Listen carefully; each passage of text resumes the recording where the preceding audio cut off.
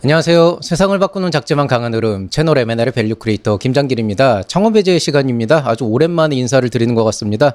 스타트업 플레이북 나만의 성장 전략 만들기 이제 파트 3로 넘어왔어요. 진정한 성장의 의미라고 해서 과연 우리가 이제 여태까지 스케일업의 다양한 어떤 방식이나 유형에 대해서 얘기를 해봤다면은 과연 그렇다면은 내가 하고 있는 사업에서 성장을 한다는 건 어떤 의미인가?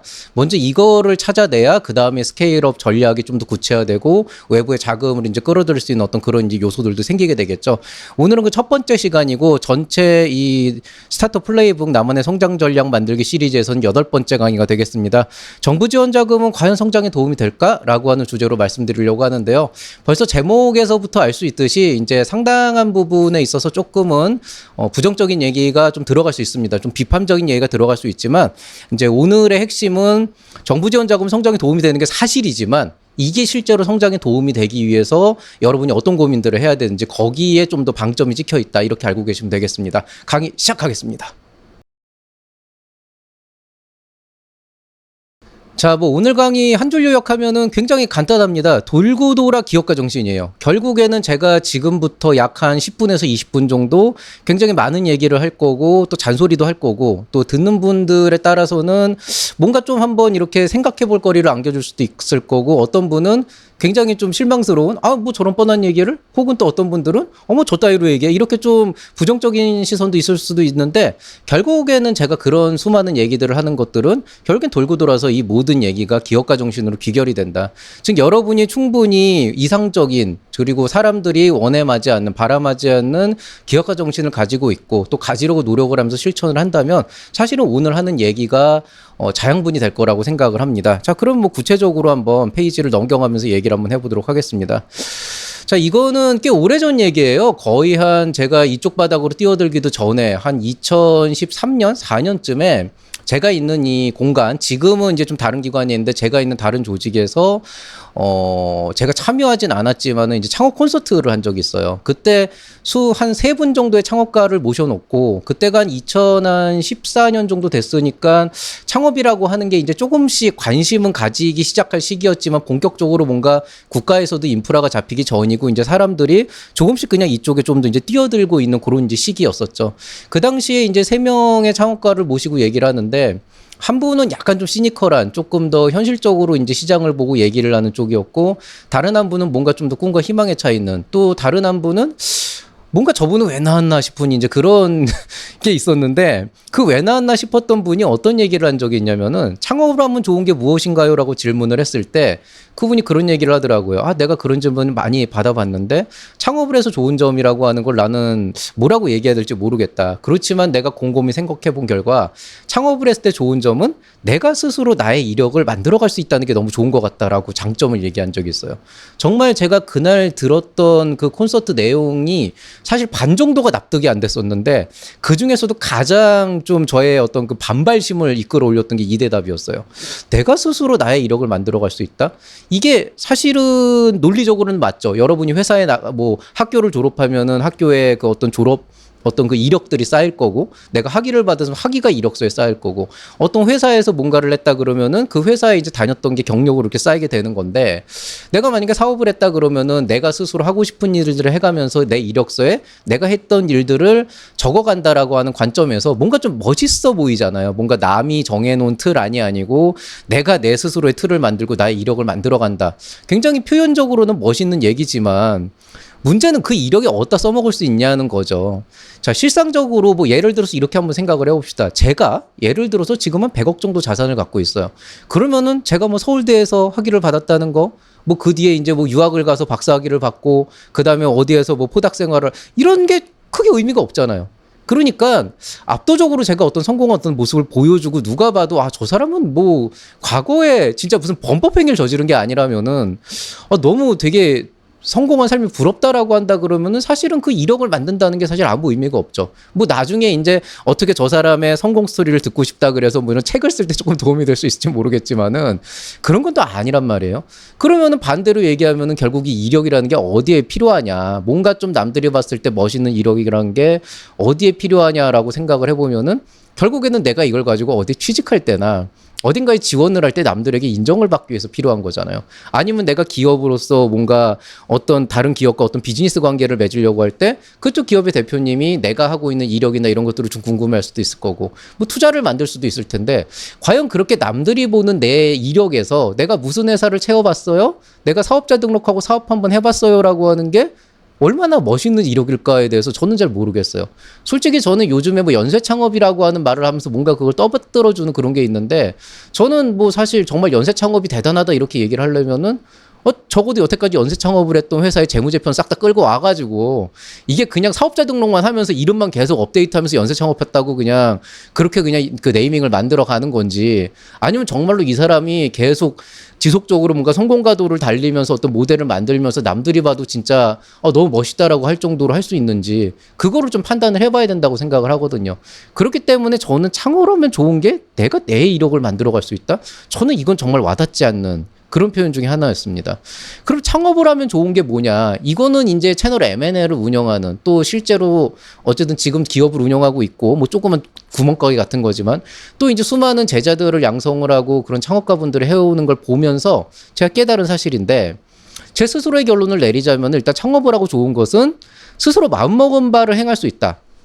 내가 이 사회에 어떤 가치가 필요하다고 생각하고 이런 부분들을 꼭 한번 사람들한테 알리고 싶다라고 했을 때 그런 것들을 내가 어떤 조직이나 기관이나 회사에 속해 있다 그런다면은 아무래도 그 조직의 입장과 기관의 입장과 회사의 입장이 있기 때문에 내가 그 안에서 내가 하고 싶은 바를 온전하게 발휘하기는 쉽지가 않은 부분들이 있죠. 제가 채널 M&L이라고 하는 이런 유튜브 채널을 운영하면서 김장길이라는 개인으로서 약간은 지금 제가 소속돼 있는 서울대학교라는 기관과는 약간은 동떨어진 자격으로서 제가 제 얘기를 하는 건 가능하지만은 제가 서울대학교라고 하는 범주 안에서 그 안에 있는 교수라고 하는 이름 안에서 뭔가를 얘기한다 그러면 아무래도 지금보다는 조금 더 조심스럽고 뭐 지금도 충분히 조심을 하고 있습니다만은 지금보다도 훨씬 더 조심스럽고 몸을 사리지 않았을까 이런 생각을 합니다. 그래서 이런 부분들이 결국엔 창업을 하면 좋다. 어쨌든 스스로 마음먹은 바를 행할 수 있다. 이건 너무 매력적인 일인 거죠. 그 다음에 또 하나는 사실 저는 혼자서 지금 서울대에 굉장히 감사하고 있고 이 안에서 교수직을 계속 할 수 있게 하면서 제가 이제 생각하고 있는 그런 수많은 기회를 누리게 해준 학교에 굉장히 감사하고 있고 또 그만큼 제 열과성을 다해서 뭔가 어떤 성과를 만들어내고 충성하려고 노력하고 있지만 그것과는 별개로 이 학교 안에서의 저의 어떤 그 성장의 곡선이라는 게 있지만 제가 유튜브 채널을 운영하고 기업을 유지하고 수많은 또 학교 외의 사람들을 만나면서 뭔가 성장을 하는 그런 부분들도 분명히 있었다는 거죠. 분명 제가 학교 안에서 그 학교라는 틀 안에서 제가 할 일을 하면 열심히 하면서 성장을 하고 고민을 하는 것보다는 지금이 확실히 좀 더 많은 인사이트를 가지고 있고 오히려 이런 것들 때문에 우리 제자들한테 훨씬 더 어떤 의미 있는 인사이트를 줄 수 있지 않을까 이런 생각도 하거든요. 그래서 스스로 성장하고 남의 삶을 만들어갈 수 있다. 이게 단순하게 자기 개발을 하고 학원을 다니고 하는 것보다는 뭔가 좀 결이 달라요. 그래서 이런 건 확실히 좋은 거다. 그 다음에 당장은 아니지만 뭐 저는 뭐 앞으로 한 10년은 더 봐야 될 것 같지만 어쩌면 창업을 하면은 내가 월급보다 훨씬 더 많은 돈을 벌 수 있지 않을까 이런 기대도 사실은 할 수가 있게 되는 거죠. 그러면은 창업을 해서 안 좋은 건 뭐냐? 성장에 대해서 어떤 정해진 방법이나 규칙이 없다는 거예요. 이게 무슨 얘기냐면은 자 우리가 회사를 간다라고 하게 되면은 회사 같은 경우에는 어떻게 됩니까? 처음에 내가 완전히 대학교 졸업하고 꼬꼬마 시절부터 다닌다 그러면은 처음에 인턴으로 들어갑니다. 한 3개월 정도의 수습을 밟고 여기서 인정받으면 스텝 이제 사원이 되고 여기에서 이제 내가 조금 더 어느 정도 성장을 하고 회사를 계속 다니고 능력을 인정받으면은 대리로 이제 진급을 하게 되죠. 어시스턴트 매니저가 됩니다.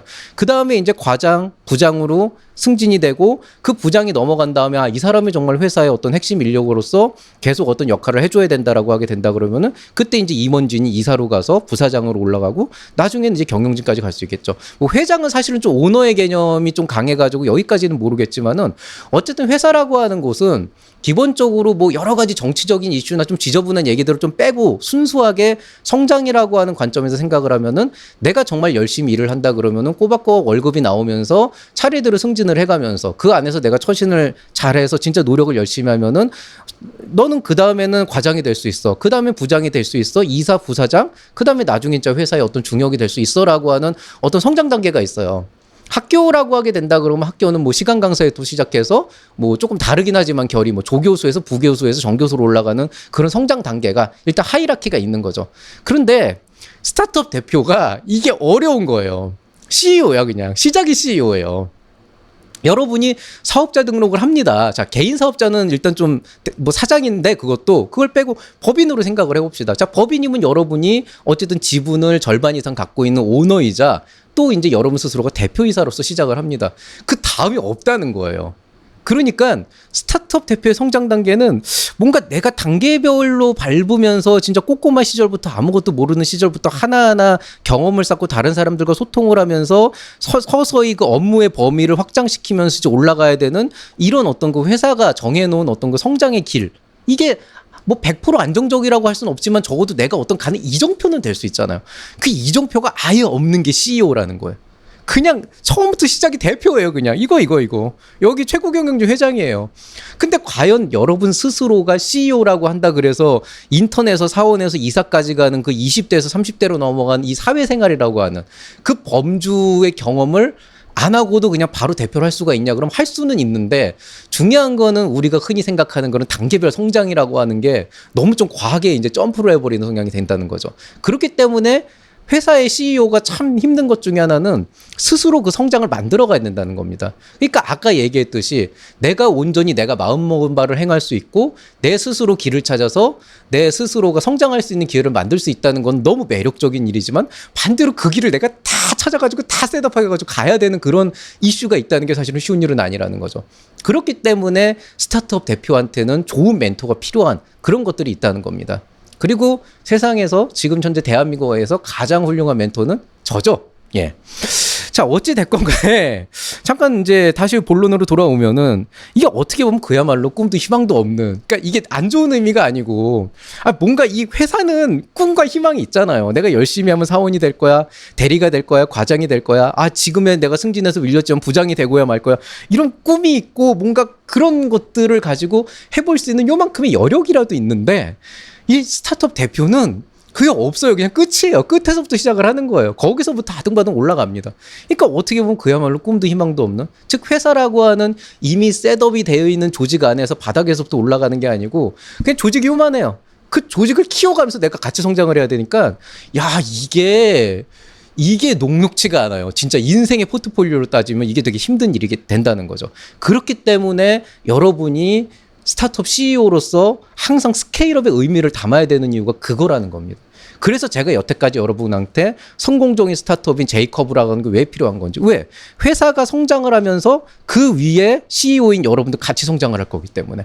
S커브를 그리면서 여러분도 같이 성장을 할 거기 때문에. L커브를 그리면서 여러분도 성장의 곡선을 만들고 성장을 할 것이기 때문에. F커브라고 하는 안정적인 곡선 안에서도 제가 저번에 얘기했잖아요. 제 그 유료 강좌를 보면은 플랫커브가 어떻게 보면 안정적이면서도 가장 확실한 성장을 그릴 수 있는 모델이 될 수 있다. 그걸 제가 참검통각투에서 말씀을 드렸죠.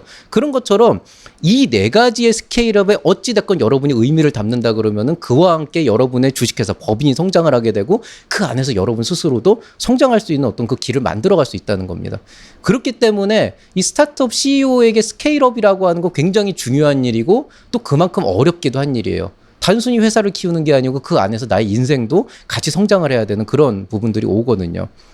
그리고 우리가 이제 제가 이 얘기는 실제로 지난번에도 얘기했지만은 어떻게든 버티다 보면 기회는 반드시 온다라고 하는, 그래서 적어도 5년 정도 이 바닥에서 살아남다 보면은 그 바닥의 생리를 알게 되고 그 시장 안에서 내가 어떤 식으로든 버틸 수 있는 원칙을 알게 되기 때문에 기회가 있을 때 도약할 수 있는 기회가 올 것이다. 이걸 제가 지난번 멤버십 특강에서 한번 말씀을 했었어요. 분명히 맞는 말이에요. 근데 문제는 뭐냐면 과연 버틴다라고 해서 언제 어떤 기회가 와도 확실하게 잡을 수 있을까? 이건 좀 의문인 거죠. 2년이라는 거는 옷깃만 스쳐도 2년이라고 하지만 반대로 옷깃만 스쳐 지나갈 수도 있는 게 2년인 거고, 그렇다면 기회라고 하는 건 항상 나한테 찾아올 수 있는 거지만 내가 모르는 사이에 스쳐 지나갈 수도 있는 거잖아요. 그러니까 결국 우리가 창업을 하고 이 스타트업이라고 하는 회사를 만들고 이 기업을 만들면서 내가 창업가로서 성장을 하는 과정에서 사실 가장 중요한 거는 내가 과연 지금 눈에 보이는 이 기회들을 확실하게 포착을 하고 잡아야 되는데, 과연 그러려면 여러분이 어떻게 준비를 해야 되고 어떻게 성장을 만들어 가야 되는가, 어떻게 성장 곡선을 만들어 가야 되는가가 굉장히 중요한 이슈가 되는 거죠. 그런 거 있잖아요. 뭐 최근에 뭐 엔비디아가 뜨고 있다, 테슬라가 뜨고 있다 그러면은 그때 샀어야 되는데. 근데 저도 실제로 저는 그 엔비디아가 어느 정도까지 올라갈 거라는 걸 어느 정도 예측을 하고 있었고, 그거를 살 타이밍을 실제로 올 초에 재고 있었어요. 그리고 그때 너무 바빠서 그걸 못 샀어요. 그리고 그 다음에 올라간 다음부터는 아 이거는 좀 모험이다 그래서 포기를 했습니다. 근데 실제로 제가 그 당시에 샀었어요. 살려고 마음을 먹고 타이밍을 놓친 그 단 하루 그날 대비해가지고 엔비디아가 그 다음에 50%가 넘게 올랐죠. 2달 안에. 그러니까 아쉬운 거죠. 아 그때 샀어야 되는데 근데 그 뒤에는 못 사는 거예요. 왜냐하면 그 다음에 달리는 말에 올라타서 제가 좋은 꼴을 본 적이 없기 때문에 결국 리스크의 문제가 존재를 하더라고요.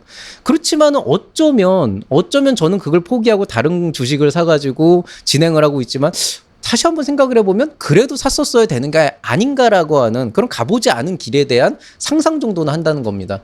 미련 없이 끊고 싶지만 한번 우리가 생각을 해보자고요. 사실 그 다음 날도 살 수는 있었던 거거든요. 딱 그 하루 사이에 5% 10%가 올랐지만은 그래도 살 수는 있었어요.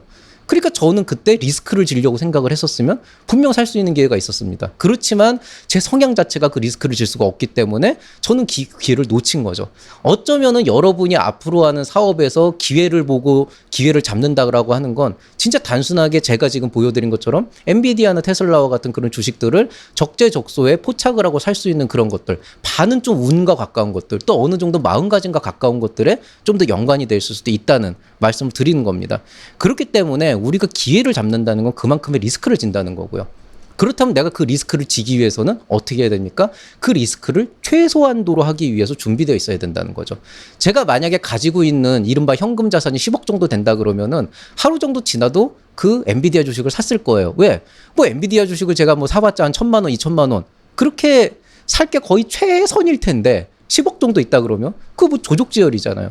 그렇지만 제가 갖고 있는 돈이 딸랑 뭐 100만 원, 200만 원인데 그걸로 엔비디아 주식을 올라가고 있는데 산다? 그래도 폭락하면 그냥 완전히 물리는 건데 그러니까 제가 그 리스크를 줄일 수가 없었던 거죠. 그러니까 만약에 제가 충분한 자금을 확보하고 뭔가 이런 그 주식시장에서도 뭔가 버틸 수 있는 탄탄한 피지컬을 만들고 있었다라고 한다 그러면 오히려 그런 기회가 왔었을 때도 망설이지 않고 잡을 수 있었겠죠. 그런 것처럼 여러분이 어떤 그 리스크를 지면서도 기회를 잡을 수 있는 어떤 확실함은 진짜 단단한 피지컬을 형성해야 된다는 겁니다. 그만큼 준비가 돼 있어야 리스크가 있어도 질 수가 있는 거죠. 그 영향을 줄일 수 있다는 거니까요. 자, 그럼 여기서 얘기를 조금 바꿔서 과연 이번 강의의 핵심이었죠. 정부 지원 자금을 받는다는 건 어떤 의미인가를 생각을 해보세요. 자, 예비 창업 패키지 평균 5천만 원 줍니다. 청창사 초기 창업 패키지 평균 7천만 원 줍니다. 뭐 그 뒤 팁 쓰고 뭐고 이걸 다 넘어가서 얘기를 해보자고요. 자, 우리가 정부 지원 자금을 받는다라고 하는 걸 대다수의 사람들은 착각을 하고 있어요. 나의 아이템이 인정받았다고 생각합니다. 그동안에 내가 사업을 해가지고 어떤 노력한 것들을 사람들이 인정해줬다고 생각을 합니다. 그런데요. 여러분 그건 알고 계셔야 돼요. 여러분의 사업이 인정받는 거는요. 매출이 발생하고 실제로 돈이 왔을 때입니다. 당장 매출이 안 나와도 투자자들이 기업의 밸류에이션을 인정하고 몇십억을 투자하기 시작했을 때 그때서야 비로소 인정을 받는 거고요. 그거 꼴랑 5천만 원 받는다고 인정받는 거 아니에요. 그냥 저 팀에는 기회를 한번 줘도 좋겠다라고 딱 그 정도 수준에서 평가를 받은 겁니다. 그렇기 때문에 5천만 원인 거예요. 인정을 받았으면 5억을 줘야죠. 50억을 주고. 5천만 원으로 사실은 할 수 있는 게 생각보다 많지 않아요. 없는 것보단 낫습니다. 소중한 돈이고 진짜로 이걸 가지고 내가 뭔가를 열심히 해야 되겠지만은 생각보다 내가 생각하고 있는 사업, 내가 10억짜리 매출을 생각하고 20억짜리 매출을 생각하고 100억, 1000억짜리 매출을 생각한다 그러면은 실제로 내가 굴려야 되는 돈은 몇 억이 돼야 돼요. 몇 억, 몇십억이 돼야 됩니다. 그 꼴랑 5천만 원? 진짜 간에 기별도 안 가요. 써본 사람들은 다 압니다. 결국 정부 지원 자금을 받는다는 건 내 사업을 진행하고 준비를 하기 위한 정말 최소한의 자금을 지원받는다. 이거를 알고 계셔야 돼요. 그러니까 그 최소한의 자금만큼 성장을 해야 되는 겁니다. 왜? 그 최소한을 받고 아무것도 안 해버리면 결국 그 다음에 추락밖에 안 남거든요. 그러니까 항상 그만큼 성장해야 된다는 걸 전제 조건에 깔고 있어야 된다는 거예요. 그래서 저는 여러분한테 항상 이 불편한 진실을 얘기를 합니다. 바로 뭐냐? 자력으로 버텨본 사람은 버티는 방법을 알기라도 한다는 거예요. 제가 가끔 가다가 사실은 정부 지원 자금을 받았다? 그걸 가지고 성장을 못했다? 저는 그거 가지고 뭐라고 안 해요. 그럴 수도 있죠. 사업이라는 게 어떻게 내 뜻대로 됩니까? 하이 리스크 하이 리턴인데요. 내가 어찌어쩌다 보니까 진짜 열심히 노력을 했는데 정부 지원 자금을 못 받았다? 못 받을 만하니까 못 받았을 수도 있지만은 그게 꼭 뭐 그 사람의 탓맛은 아니잖아요. 뭔가 좀 더 고민을 하고 뭔가 좀 더 약간 대기만성형으로 좀 더 성장을 해야 될 그럴 필요가 있을 수도 있겠죠. 그렇지만은 제가 정말로 혐오하는 부류가 있어요. 그 혐오하는 부류가 뭐냐면 내가 돈 좀 받았다고 남들 무시하는 사람이 있어요. 그거는 정말 저는 쓰레기 같은 대표라고 생각을 합니다. 실제로 있었어요. 가끔 가다가 이제 학교 근처다 보니까 창업가들이 제법 있어가지고 어디 이렇게 좀 친구랑 뭐 이렇게 좀 술자리를 가거나 이렇게 되면은 옆 테이블에서 들리는 거예요. 누가 이 지원 사업이 있는 것도 모르고 병신같이 자기 혼자 사업하겠다고 돈 끌어다 써가지고 1년, 2년 하면서 제대로도 못 받는다 그러면서 자기는 뭐 사업을 받기 위해서 아이템을 요렇게 바꾸고 뭐 이렇게 해가지고 사업 계획서서 뭐 얼마를 받나는지 정말 기분이 나빠가지고 되게 혐오스러운 케이스인 거죠. 결국 그 사람이 한 거는 나라 돈 빼먹은 것밖에 없는 거예요. 자, 저는 이렇게 생각합니다. 자, 어찌됐건 간에 말씀드렸잖아요. 5년이라도 버텼으면은 분명 도약할 수 있는 기회가 올 수가 있습니다. 그 시장을 이해하고 그 시장에서 버티는 기회를 잡았다면 도약할 수 있는 기회가 올 수 있습니다. 그 스타트업 마지노선이 저는 2선이라고 봅니다. 지금 뭐냐면 여러분이 적어도 이 마지노선을 확실하게 유지하고 있다라고 생각을 한다 그러면 이 버티기라도 한다 그러면 여기에서 어떻게든 성장할 수 있는 그런 요소가 나오게 된다는 거죠. 근데 여기에 만약에 정부 지원 자금이 들어옵니다. 5천만 원이 들어오고 1억이 들어옵니다. 그 돈을 가졌으면은 여러분 딱 그만큼은 성장을 해야 되는 거예요. 만약에 왜 여러분이 받은 돈이 1억이다 그러면 적어도 여러분의 기업은 1억 원만큼 이상의 성장을 해야 됩니다. 그런데 거의 대부분 어떻게 하는 줄 아세요? 1억 받아 먹고 밥만 먹고 사세요. 5천만 원 만들어서 받아가지고 시제품 만들고 끝납니다. 그리고 아무것도 못해요. 투자 유치도 못하고 다음 지원 사업도 못 받습니다. 그럼 이거는 그냥 밥만 먹고 산 거예요. 그럼 창피한 줄 알아야 된다는 거예요. 5천만 원을 받아가지고 시제품을 만들었다? 아니 돈 있으면 누구나 만들 수 있는 시제품이잖아요. 그거 가지고 직원들 월급 줬다? 아니 결국에 남의 돈 가지고 월급 준 거잖아요. 그렇게 월급 잔치하고 남은 게 아무것도 없다? 그게 무슨 성장입니까? 시제품은 남았고 직원들 월급은 줬지만 마이너스 5천만 원 감소한 거죠. 마이너스 5천만 원 기업 쇠퇴한 거예요. 성장이 아니고 그 뭐라 그러죠? 어쨌든 뭐 마이너스 성장을 한 겁니다. 역성장한 거예요. 내가 3년 동안 이런저런 지원 사업 받고 많은 경진대 해가지고 10억 정도 받은 기업이 있었어요. 그리고 그 뒤에 지원 사업이 3년차 이상부터 끊기게 되니까 그 다음부터 박살이 나기 시작합니다. 마이너스 10억 마이너스 역성장한 겁니다. 그리고 나서 남은 게 아무것도 없어요. 그 회사의 대표는 미래가 없는 거예요. 3년 동안 그따위 마인드를 갖고 있었다 그런다면은 그 회사는 미래가 없습니다. 근본을 바꿔야 돼요. 이건 낙천적인 성격으로 해결되는 게 아닙니다. 그렇지만 만약에 누군가가 그 10억을 받아냈고 그 10억만큼 어떤 회사의 가치를 만들어냈다고 한다 그러면 분명 이 회사한테는 훨씬 더 좋은 기회가 올 것이고 투자로 성장할 기회도 올 것입니다. 그때는 조금 더 마음가짐을 새로 잡고 비즈니스 모델을 만들어야 되는 거죠. 만약에 내가 몇 년 동안 지원 사업 하나도 없이 어떻게든 버텼지만은 그래도 그 안에서 내가 뭔가를 계속 해나가가지고 잘 버텼다고 한다 그러면 거기에서 어떤 시제품이나 이런 게 그렇게 드라마틱하진 않더라도 분명 그 시장을 잘 이해하고 있기 때문에 돈을 받았을 때 분명히 외부의 자금이 받았을 때 성장할 수 있는 그런 요소가 나옵니다. 그런 분들은 실제로 저도 어떤 식으로인지 상담을 해서 도와드리려고 해요. 그러니까 한번 이렇게 생각을 해보세요. 정말로 내가 기회가 왔다. 리스크를 지기라도 하고 성장할 수 있는 그런 기회를 잡을 수 있는 진짜로 성장할 수 있는 회사는 뭐냐. 자력으로 버티면서 안정화된 회사. 지원 사업을 받으면서 그래도 내가 그걸 통해서 어떻게든 버티면서 성장을 했다. 그런 회사가 있습니다. 그리고 지원 사업으로 그냥 밥만 먹고 산 회사가 있게 된다는 거예요. 1번, 2번은 분명히 성장할 수 있지만 이쪽은요. 리스크도 못 져요. 왜? 리스크를 져본 적이 없죠. 그냥 남들이 주는 공짜 돈 세금 받아가지고 그거 가지고 직원들 월급 주고 시제품 만드는 놀이나 한 거지 정작 내가 이 기회가 왔을 때 잡았을 때 져야 되는 리스크를 테이킹할 수 있는 능력이 없습니다. 애초에 그래 본 적이 없기 때문에 거기에 대한 두려움도 막강하고 그러니까 지원 사업이 기댈 수밖에 없는 거죠. 좀비 기업이 달래 좀비 기업이 되는 게 아니에요. 그렇기 때문에 여러분은 성장한다는 의미에 대해서 좀 다시 한번 생각을 해볼 필요가 있습니다. 성장하는 의미가 뭡니까? 시제품을 만든 거? 매출을 내본 거, 내가 좋은 네트워크를 쌓은 거, 이 중에 어느 것도 해당되지 않습니다. 반대로 이 모든 게 해당이 될 수도 있습니다. 핵심은 그거예요. 이런 것들을 가지고 평가를 하는 게 아닙니다. 중요한 거는 그 회사가 갖고 있는 비전이고 그 회사가 그 비전을 위해서 준비하고 있는 단단한 피지컬이고 그 피지컬을 만들기 위해서 만들어낸 대표의 창업 기업가 정신, 그 단단한 멘탈 에너지가 필요하다는 거예요. 그래서 성장을 한다는 거는 저는 되게 좀 추상적이지만 이렇게 표현하고 싶습니다. 기회가 왔을 때 도약할 준비가 된 것. 그 피지컬을 갖춘 게 성장을 한다는 그 의미로 보고 있고요. 그래서 저는 이렇게 오히려 예를 들어요. 만약에 뭐 사업 계획서를 잘 못 쓰건 어떤 식으로든 아무런 지원도 받지 못한 예비 창업자가 있다. 그렇지만 이 창업자가 온라인 커뮤니티 활동을 진짜 열심히 해서 내가 할 수 있는 거는 커뮤니티 활동밖에 없으니까 거기에서 열심히 해서 네임드가 되고 자기가 또 따로 카페 같은 걸 만들어서 수천 명의 회원을 모집하고 같이 일할 파트너도 찾았다. 이제 정말 내가 이 안에서 돈만 들어와서 플랫폼을 만들고 뭔가를 해가지고 가시적인 뭔가를 나오면 이 사람들과 같이 뭔가 큰 걸 할 수 있는 도약이 돼 있다. 그렇게 된다 한다면은 이 사람의 이런 대표님의 2년, 3년이 정말 괴로울 수밖에 없는 그런 고난의 시간이라고 할지라도 분명 이분은 투자 유치로도 지원 사업으로도 도약할 길을 잡을 수가 있습니다. 그 시간이 사람을 배신하진 않아요. 그렇기 때문에 돈, 사람, 시간 중에서 시간이 가장 중요한 자원이라고 하는 건 그런 이유 때문인 겁니다. 그리고 이거는 누구나 할 수 있는 말이지만 절대 아무나 할 수는 없는 일입니다. 누구나 할 수 있어요. 아, 커뮤니티? 카페? 아, 나 할 수 있어. 나 해볼 수 있어. 3년 할 수 있을까요? 5년 하면서 버틸 수 있을까요? 남들이 비웃고 남들이 무시하고 저거 지원 사업 하나도 못 받는 병신 같은 놈이라는 그런 무언의 그런 시선을 받아도 버틸 수 있을까요? 쉽지 않은 일입니다. 그렇기 때문에 이렇게 버텨온 분들을 저는 존경하고요. 그런 분들에게 정말로 많은 가치를 주고 싶다는 생각을 하고 있습니다. 자, 앙트레프레너십이라는 단어가 있죠. 기업가 정신, 창업가 정신이라는 말이 있죠. 이 말이 가지는 무게와 그 가치가 어떤 것인지 다시 한번 생각해 보시고요.